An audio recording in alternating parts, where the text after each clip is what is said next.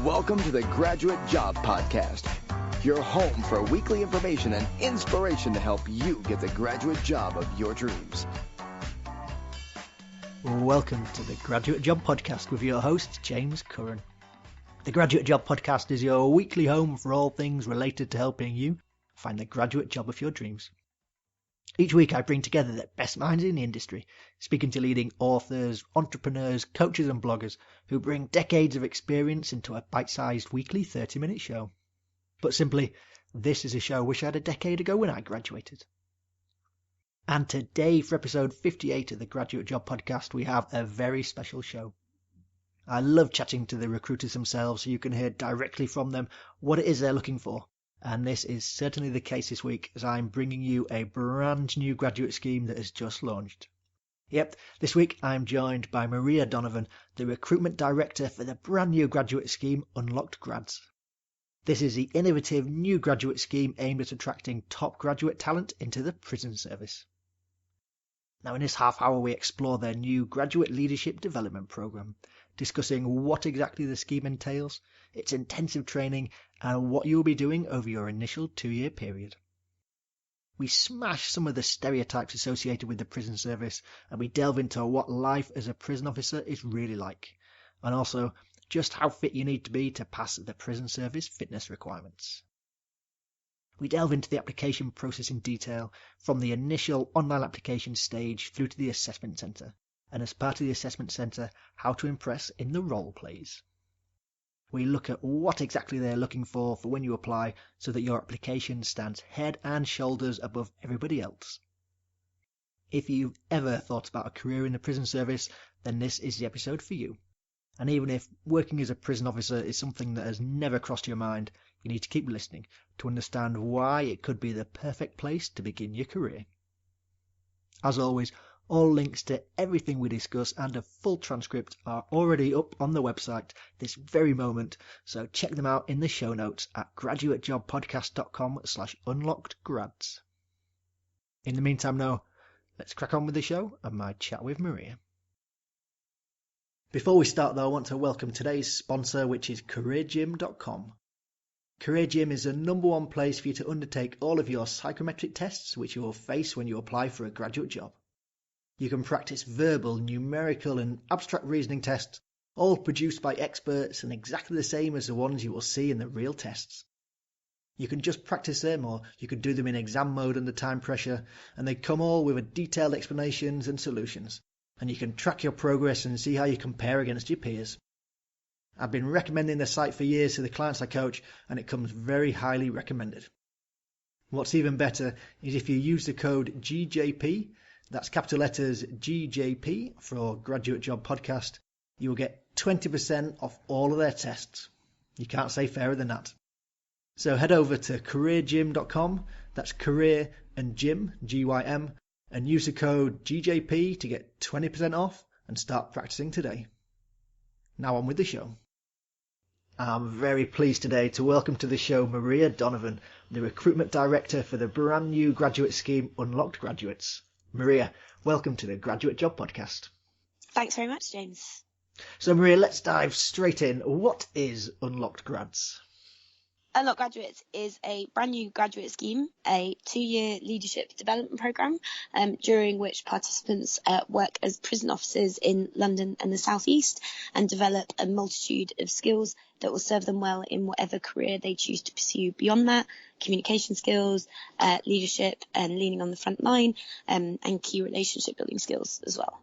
Wow, and just the prison service is, such a interesting topic and big area at the moment. When you hear some of the stats about that, 40% of people reoffend within a year who go through prison, and 60% reoffend within a year if they've been serving under 12 months. It's just crazy, the amount of money that's spent on the prison service. So it's great to get a new grad scheme getting young graduates in nice and early. Yeah, absolutely, and that's part of the reason as to why this has been developed. Reoffending is not in a good state at the moment in the country and costs the economy a huge amount. And every time someone reoffends, that is a new victim as well. And we want to have great people working as prison officers who are supporting people throughout their time in prison so that when they come out, they are in a better position to get jobs, get training, education, so that they don't fall back into the life of crime that got them there in the first place. And having spoken to lots of prisoners about this, they're all very excited about this as well, because the vast majority of them want to better their lives in some way whilst they are in prison. And getting graduates involved is obviously a way of raising the prestige of a job in which you can make a huge impact, and a job that really should be given more consideration by graduates and everyone as a career choice, because it's such a vital role to play in changing society. No, brilliant. So let's maybe start out finding more about the scheme to whet the listeners' interest, and then we can move on to the application process itself. So thinking then about the scheme, what sort of work will applicants be doing when they get the job? So they will be prison officers. So they'll be working as Band 3 prison officers for the 2 years that they are on the programme. And there's a kind of stereotype of prison officers as being turnkeys and opening and locking doors, but actually there's so much more to the job than that, and can be so much more to it. So whether that might be teaching prisoners to read, or making sure that they are able to get access to letters that they're being sent, it's quite often a prison officer who might sit at the end of their bed and read a letter to them that would really help in their situation, ensure that they've got access to everything that they need, be it requests for visits, requests to go to funerals of family members. Prison officers are the people who really drive that forward and ensure that those relationships are in place so that the prisoners are fully supported in their rehabilitation. The prison officers can also are the first port of call for people in prison and have the most interactions with them day in, day out. So it's a really vital role in terms of building those relationships, quite often with people who are from broken lives and who haven't had positive relationships in the past. So 24% of prisoners have been in care at some point, compared to 2% of the general population. So really, it's a really powerful role for people who haven't had positive role models in the past, to have that access to people who can potentially turn their lives around. And also part of the job is obviously to deal with situations that will come up, and as you mentioned, at the moment we read a lot in the media about various situations that have been ongoing, and as a prison officer obviously you need to be able to step up and deal with high pressured situations, and be able to de-escalate anything that might have the potential to develop into something in a prison. So it's really quite a key balance of being able to build those relationships, but also be firm but fair in dealing with some of the situations that may occur whilst they work there. And you talked about stereotypes. I mean, my layman stereotype of a prison officer tends to be, say, a traditionally, male-dominated environment. Is it, you're looking for, I guess, both male and female applicants and to apply? Yeah, absolutely. And it's interesting because I had that stereotype as well myself. And then having been into prisons, actually, it's really not noticeable that there's a big gender difference at all. So in male prisons, it's around 65-35% in terms of the male-female split. And a lot of female officers actually say that it works in their favour, being a woman in a male prison. I haven't spoken to any female prison officers who've reported that they feel intimidated or vulnerable. In actual fact, they're probably treated with a bit more respect by the prisoners themselves. And then also we're hoping to place in a female prison, which is obviously a slightly different dynamic as well. And equally there, the women's prison that we're hoping to place in has a male governor who's really passionate about ensuring those women have positive male role models that they can experience whilst they're in prison, because quite often part of the reason why they're there in the first place is because of their negative relationships with men prior to going into prison. So very much looking for a mix. We also particularly are focused on ensuring that our cohort of participants are diverse ethnically. Prison is very much skewed in terms of proportion of prisoners from black and ethnic minority backgrounds, yet the workforce doesn't represent that at the moment. And going back to what I said about having positive role models, from your own kind of background and race. I think it's really important that the workforce reflects the fact that there is such a higher proportion of particularly black young men in prison than there is in the wider population. Mm-hmm. And maybe just dealing with the stereotypes at the beginning. So one of my stereotypes is you've got to be it's quite a daunting environment to work in. You've got to be, physically fit.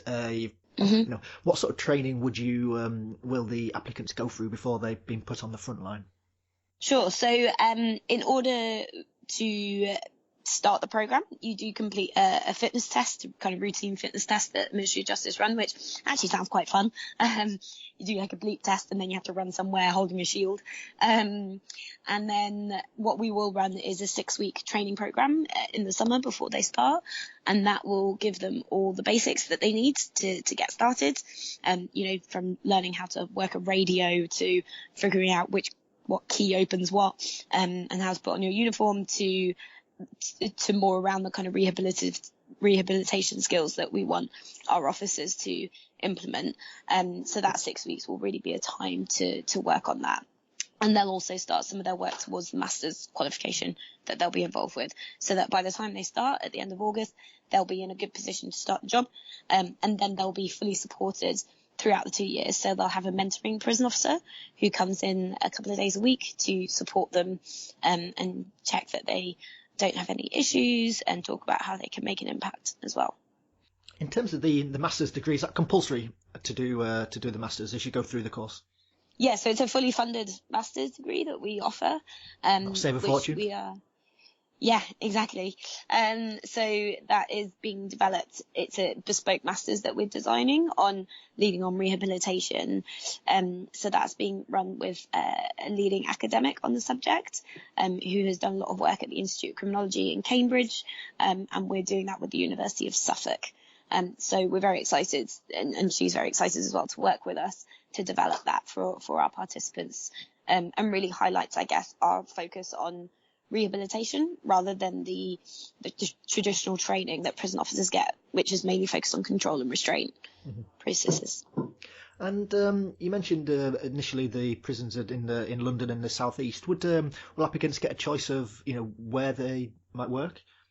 So on the application form, they can state any particular extenuating reasons as to why they might not be able to move from where they are. We are operating in a relatively small geographical area, so it will be a placement process that we go through, and that will be in communication with the participants themselves. Obviously, we try to take these into account, but we can't necessarily make any guarantees. Yeah, of course. And we'll only be working with 5 or 6 prisons, so we'll be placing participants in groups of 6 as a minimum. So they will have a few other participants in the prisons with them as well. That's good. It's always good to have people going through the process at the same time as you to definitely form that bond and the friendship with. And what would a day in the life of a prison officer look like? I guess it's not going to be a standard 9 to 5. No, so it can be shift work and shift oriented. So it's not always 9 to 5 anyway. So then it may involve some work at weekends and sometimes nights. I think there is a certain fundamentally the prison officers are there to ensure that the prison regime is adhered to and the routine is in place. So there is quite a bit of routine about it in that respect. You're making sure that people are getting out and going to work and education, and then making sure that they get back in and that they're allowed out for exercise and association, and checking, that everyone's there and counting quite a lot. So there's that kind of regimented routine side of it that does happen, because the whole point is that the prison is running effectively, and then obviously the part that we're really interested in, which is the relationship building part, and taking that opportunity to work directly with the prisoners themselves, and ensure that they're getting to the places where they're meant to be, or if someone is refusing to go to work or education, trying to get to the root of that problem and why that may be the case. I met a young lad in prison a few weeks ago who had said he'd completed his level 1 reading, and we thought, great, are you going to do level 2? And he said that he didn't want to do that because he got into fights on the way to the education wing from his cell, from his wing. So he didn't want to do level 2 because of that. And, that's a perfect opportunity, I think. If I was a prison officer, I'm going to come to your cell and I'm going to sit there with you and I'm going to teach you to read, because this seems like a ridiculous situation that the only reason why you're not learning to read and write, which would fundamentally help you to get a job when you get out of prison, is because you don't want to go to that part of the prison. So, really small things like that prevent people from doing things. Prison officers can address that situation. And yeah, that's the kind of day-to-day that I see participants being involved in, and dealing with situations that occur as well. Brilliant. And you mentioned it's a 2-year scheme. What happens then at the end of the 2 years? So after the 2 years, people may choose to stay working in the prison service, which, we're more than happy for them to do. We expect them to pursue leadership positions within the prison service if that's what they choose. However, we're very open to the fact that a lot of people may choose to take the skills that they've developed and move into other careers. So we're very keen for our participants to move into business, policy, charity, set up their own social enterprises, and still promote our vision. So if they go to work in business, then they may encourage their organisation to employ ex-offenders, or to run workshops in prisons, and really kind of break down, I guess, that big barrier, because this is a part of society which 90% of people have no exposure to, have no access to, and we want to ensure that positive stories are getting out of that environment and into the wider society, so that prisoners are seen more as people, and people who are going to come out and live next door to you, and we don't want them to be in a position where they feel like they have to reoffend because they're back in the same situation that they were before. Obviously the skills that people will get in the job, we think will put them in a really strong position to pursue lots of different careers. So that'll be from dealing with conflict, making highly pressured decisions, managing difficult relationships, exceptional communication skills, all of those things. We really feel that the role of a prison officer can really help you to develop. Mm-hmm. And moving on to the candidates then, and what you're looking for from them, are there any key characteristics that you're looking for from the applicants?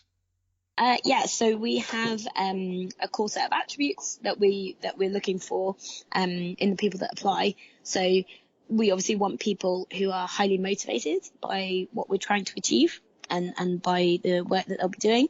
And they have to have a sort of sense of possibility around that. So, a real belief in people's capacity to change and want to do things better. These are people who have made mistakes in life, and we don't shy away from saying that. They are being punished for something that they've done. But I guess believing that just because people have done something wrong doesn't mean that they can't change from that situation. Leadership, obviously being able to influence and persuade people is really important. And then we want people who are resilient and can, deal with tricky situations, and not everything's going to go right all the time, and be able to deal with that. And particularly with all the mental health issues that there are in prison, I think being able to kind of reflect and be self-aware of your own well-being and being resilient in that situation is important. And then people who are able to make objective decisions fairly quickly a lot of the time. So key decision making as well is really important, and fundamentally building relationships as well. Yeah, I mean, you talked about if you did want to move on to different careers, and you're going to forge some amazing skills, working in the prison service. It's going to be a lot more impressive than if you've been just spending time on a spreadsheet. Just the connections and the relationship building that you're going to have to make with people of different walks of life that you just don't normally come into contact with is certainly life skills which will stay with you forever. Yeah, and you know what, like a lot of the time that I've spent in these places, a lot of the prison officers I speak to say you really just need a sense of humour. Like it's not hugely dissimilar to a lot of other public institutions like hospitals and schools. You're working with people, right? And yes, they can be difficult people, particularly in a prison with that subset of society. But a lot of the time it's about just having that kind of banter and that sort of chat with them, which, and being able to do that quite easily, really makes a difference to everyone's life in there, I think. Mm-hmm. And I'm sure there'll be people listening who never been in a prison. They've probably never had any contact with people who've been in prison. I mean, how have you felt personally? You mentioned you've been into prison, you've spoken with people. How did it feel, once you walk in the prison and the gates slam shut behind you? Is it a daunting place that you might expect?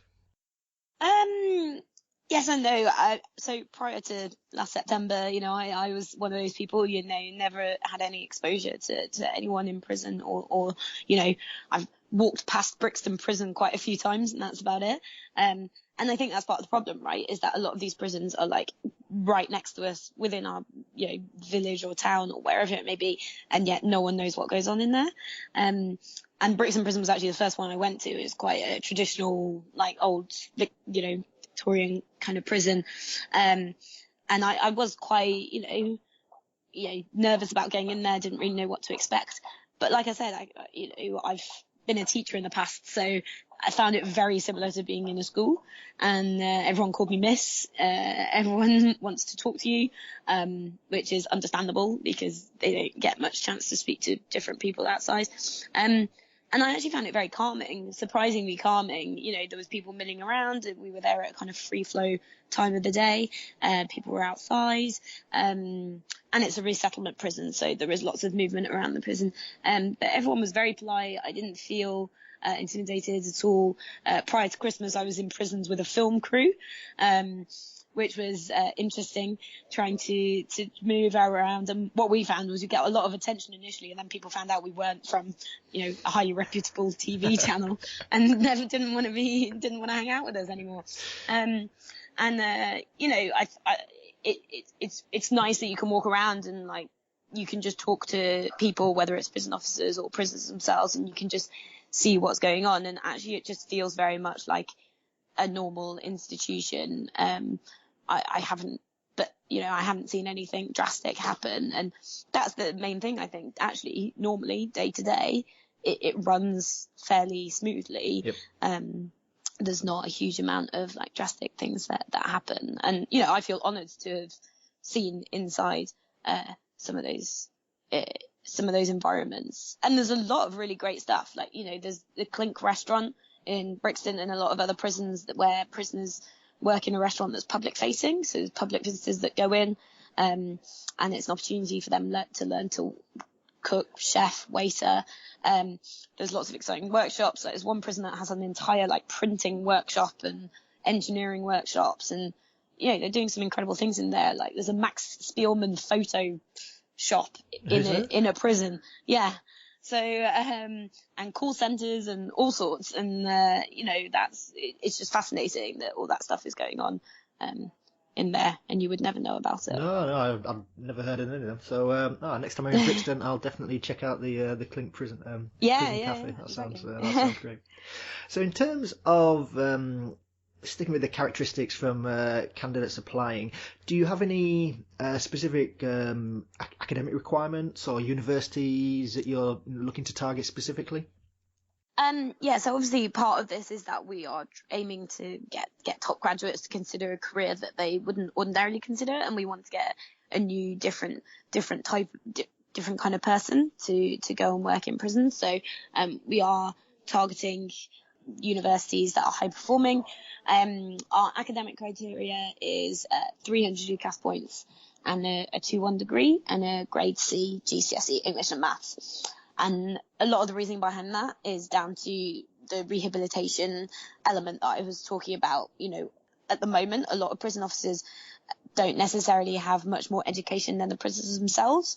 So when it comes to learning to read, to write, basic maths, to improve those skills for when you're getting out, prison officers aren't actually always in a position that they can do that. So that's why we want to get people in place who can be sort of actors, teachers, social workers, mentors to the prisoners.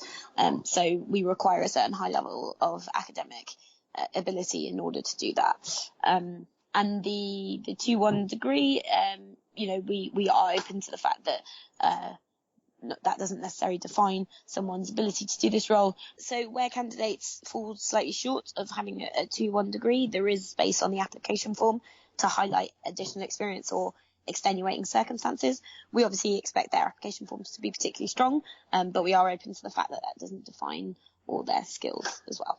Excellent. So, listeners, if you just missed out on that 2-1, then don't be put off. There is still hope. So, moving on to the application process itself, Maria, how many people are you looking to recruit this year? So we're looking to recruit 45 to start in July this year. Okay. So they will come through our process relatively quickly. So we operate on a rolling basis. So as people submit applications, they will be screened, and we aim to get back to them within a couple of weeks. So there's an online application form in which you're asked for some basic details and contact details, and then a few questions around some of the attributes, particularly your motivations as to why you want to do the role. And then if you're successful, you're invited to an assessment centre, and our assessment centres run in London from about the end of February. So you'll be offered some dates to choose from, come along to an assessment centre, and that's the final stage of the process. And at the assessment centre, there will be a role play exercise with some reflection involved with that, an interview and a group task. And we're very keen, obviously, for people to get as much insight into the job as they possibly can at the assessment centre. So it's as much for the candidate to get that as it is for us to assess them. Okay, so it sounds quite a sort of flat application process. So let's maybe break it down stage by stage. So you mentioned about the online application, and I had a quick look. So you've got 5 questions on there that candidates need to answer. What would you recommend of how they can stand out in the 100 to 200 words that they've got for each question? Well, I think it's really important just to structure your response appropriately, and just make sure that you're breaking down exactly what your actions were. If you're talking about an example, what exactly is it that you personally did to achieve success in that situation, I think is really key, so that we can understand what your impact was in that situation. Where it's talking about your motivations and kind of how you see yourself having an impact on the program, any kind of specifics that people can give on experiences that they've had or what they plan to do. We're really interested to hear about any specifics behind that. And really just, I think, breaking down what their views are on it as well, and then their motivations for it. Mm-hmm. You mentioned, a big thing there with speaking about what they did personally. Often when I see answers for applications, it's always they talk about what the team did, and they don't actually say what they did personally. And you think, well, they're not recruiting the team, they're recruiting you.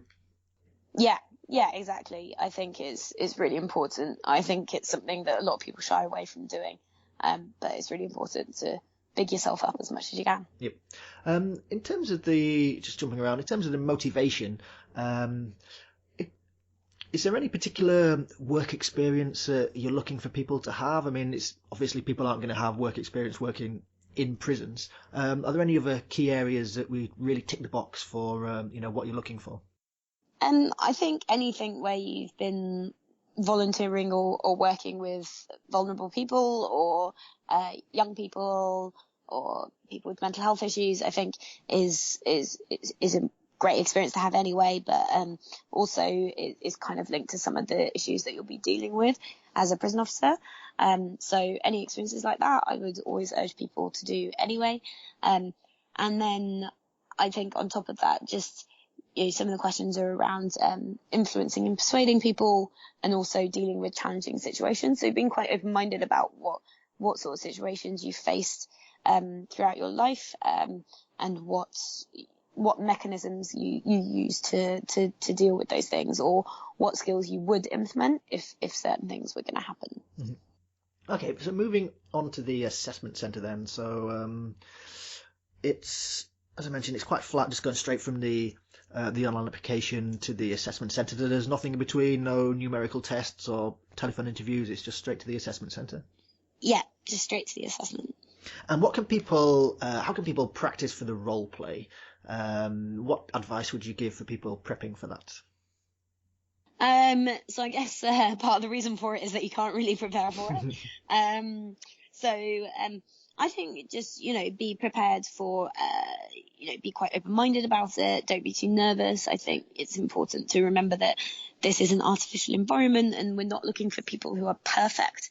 We're looking for people who can demonstrate the potential. So not panic if you feel like in the first minute or so it's not going according to what you felt it should. I think that's really important. In terms of preparing in advance, I think reading up a little bit about what it's like working in a prison, making sure that you've read all of our website and our case studies on what situations they're normally faced with, and that might just give you a bit of insight. But really, I think it's just important to come confident. We're not trying to throw people off, so not second guessing everything that might happen, and just being yourself, I think, is the most important thing. Yep. So moving on then to the interview stage, what are you looking for from candidates when they get through to the interview? So we want people to be articulate in talking about their experiences to date and why that's relevant to the job, and really highlight why it is that they want to be involved with Unlocked graduates. So both why they want to be prison officers, but also specifically why they want to do it via this program as well. Mm-hmm. And just leading on from that then, what are the key reasons why you think people should apply to Unlocked grads as opposed to more traditional entry routes into the prison service? Well, I think we've got quite a unique offering in that we have some incredible training that people are going to undergo that is specifically designed with this rehabilitation element in mind, which I think is badly needed in the prison service. We also offer the funded masters, which I think is really exciting for people to be involved with. Also on top of that, in the second year, our participants will have the option to be involved in writing a policy paper on prison reform with Unlocked. So we will be leading on that, and that will be presented to the Secretary of State. So I think that's quite an exciting element of the program for people to be involved with. And, really fundamentally there's a lot more mentoring and support that they'll be given throughout their time on the program, and more opportunities once they complete the 2 years. So we're hoping that a lot of our supporters will offer work placements to our participants to put them in a good position for when they finish those 2 years. Brilliant. So time is unfortunately running away with us, Maria. So a couple of final questions before we move to the quickfire question round. And now the question that all graduates have at the back of their mind is what sort of salary can they be expecting with Unlocked grads? Yeah, so you'll be employed by the government as a prison officer. So the national starting salary for that is about 20,400. And then it has different rates increasing to Inner London, which is just under 25,000. And obviously our participants will mostly be on the Inner London or Outer London pay scale. Outer London is around, it's in between that, it's around 23. So that's the sort of variance there. Okay. And finally then, what would you say to someone who's in two minds about applying to Unlocked grads? I think it's important for graduates to make a considered decision about jobs like this. It's not going to be easy. It will be a challenging job for people to go into. However, they are badly needed in the prison service at the moment. It is really badly needed to have great people going in and working in this way and aiming to rehabilitate people. It won't be for everyone, but if people think that they are the kind of person that can take on that challenge and be successful, then I implore them to really take the opportunity and understand that it's a 2-year program, and beyond that, they will have a huge range of skills that they can apply to whatever they wish to do beyond that. No, I definitely echo that. I mean, the range of experiences and skills and things you'll learn over the 2 years will just put all your friends who might be going down the more traditional routes into, big footsie companies to shame. You'll be doing things that they won't, and you'll have experiences that they won't, and you'll certainly grow and develop as a person probably a lot quicker than most of your friends. Exactly, yeah. So moving on then, Maria, to our weekly quickfire questions. Interested for your responses to these. What one book would you recommend our listeners to read?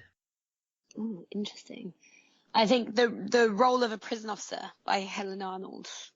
Oh, I've not come across that one. Is that one that's I think definitely... it's the role of a prison officer. It might be the job of a prison officer. Helen Arnold.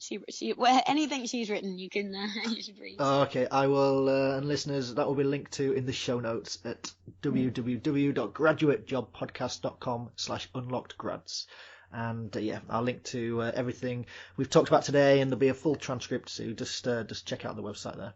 So is that going to be one where if you start name dropping Helen Arnold in the interview process, there'll be a big tick on the form of the assessor? Well, she's actually hopefully leading on our masters, so yeah, we'll they'll probably become familiar with her anyway if they come through the process. Listeners, I think that's one to check out on the website and to snap up on Amazon while you can. And next, Maria, what website would you recommend that our listeners visit? Our website.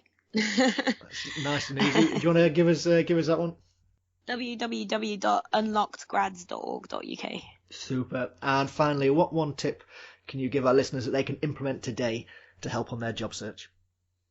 I think get a better understanding of what your key motivations are behind what you want to do as a graduate.